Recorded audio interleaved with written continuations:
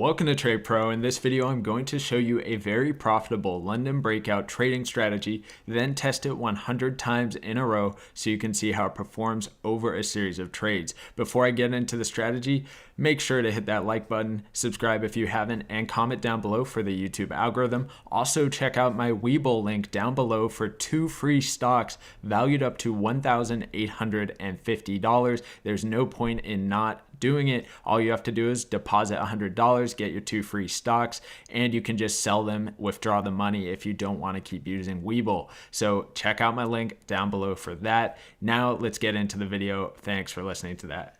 So there are many different ways out there to trade the London breakout strategy. So I'm going to break it down step by step on how I'm going to be testing it. Now this I haven't done yet because of its subjective nature. I've had so many requests to do the London breakout strategy, test it 100 times, but I've been putting it off because it is so subjective. So just keep that in mind as I'm doing the testing, that it is subjective, and I'm going to do my best job to explain it step by step how I'm going to be testing it. So let's get into the steps. The first step is identifying a range in the Asian session leading into the London Open. Now this is where things get very subjective. Identifying this range is pretty difficult because there are no exact parameters to follow. So how I would do it is use the wicks, use a red box to identify what I see as the range that leads into the London Open. So this would be my range right here, and I would extend this red box out into the opening of the London session. So once you have your range identified, you're simply waiting for a break outside of the range.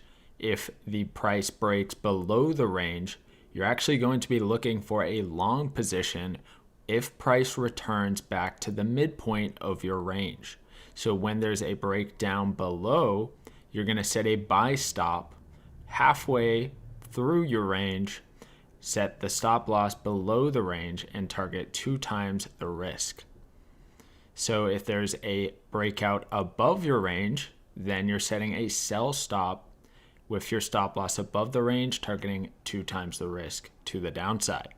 So in this example, it would look something like this. When this candle breaks down and closes outside of your range, halfway into your range, you set your buy stop, put the stop loss just below the range, and target 2 times the risk.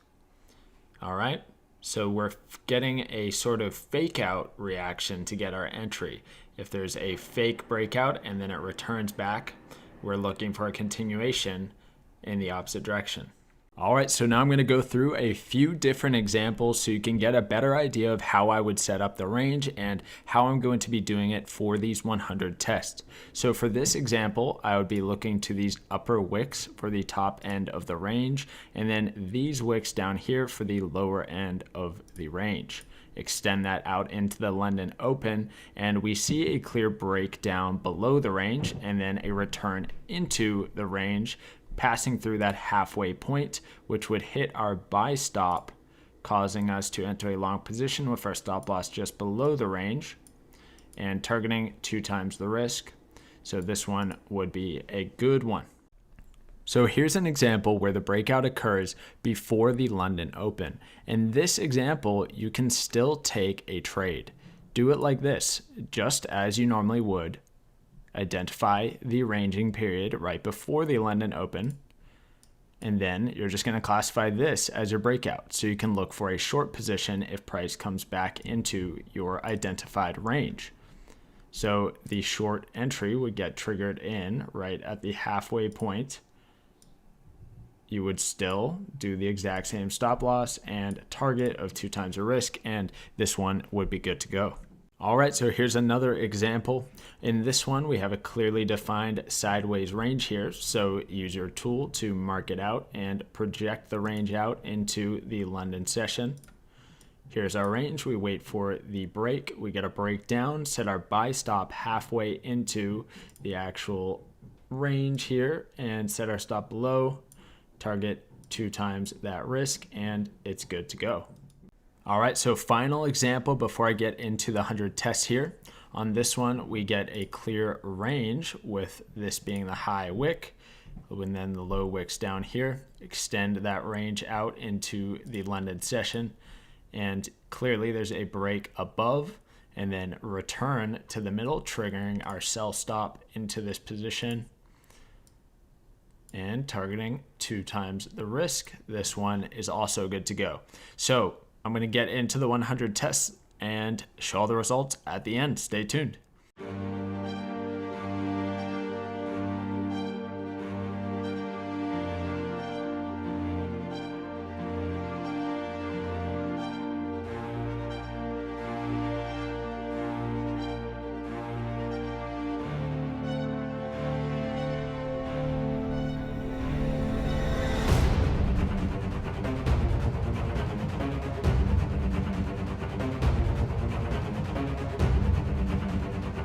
All right, the results are in after the 100 tests of the very popular London breakout strategy, and the results are good. So the strategy that everyone knows and loves did do well.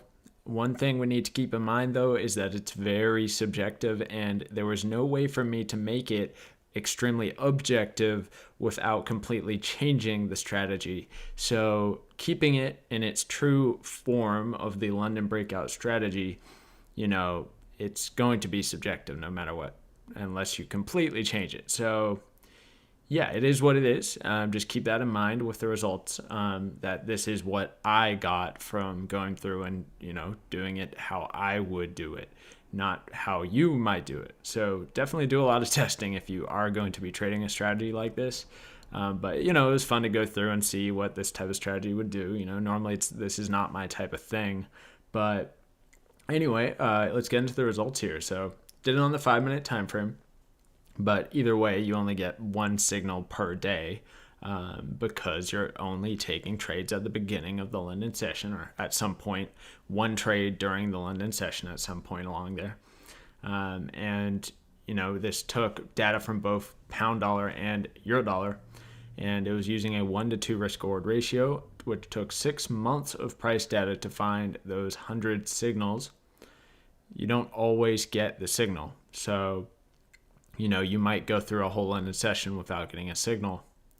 There were 49 winners and 51 losses. The most wins in a row was 6, and the most losses in a row was 7. So the gain on the account, 47%. So, it did really well. Some good results out of that one, and I'm sure you can improve it and make it profitable, but just like anything else, there's no holy grail. I know this is a really popular one, but yeah, no holy grail, just a good strategy that you can be profitable with, just like a lot of strategies out there. So, guys, it all comes down to the consistency and discipline and risk management. So it is what it is. We'll go to the spreadsheet and pop it up on there.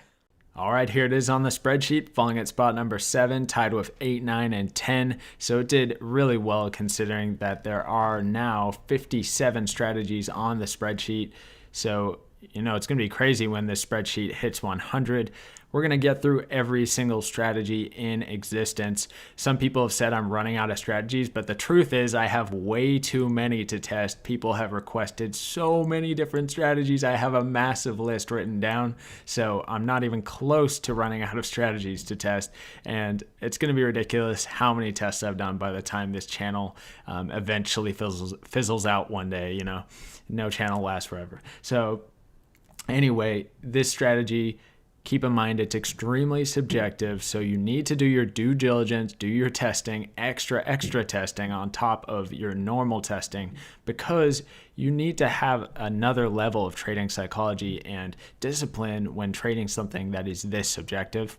In order to be consistent with something that is hard to be consistent with, you got to be experienced, have a lot of practice. So just be careful with this type of thing. I typically don't recommend this style of trading, and I still don't, even though it got good results. That might change hugely from person to person, even with the exact same setups. So just keep that in mind and be careful, guys. Thanks for watching. Make sure to like a comment down below for that YouTube algorithm, and subscribe if you haven't. Check out the Webull link for 2 free stocks valued up to $1,850. Why not get 2 free stocks? You can literally just sell them after you get them and then disable your Webull account, take the money. But if you want, you can keep trading on Webull. It doesn't matter to me, but I think Webull would like it if you did that. Anyway, have a nice day, guys. Thanks for watching. Appreciate you.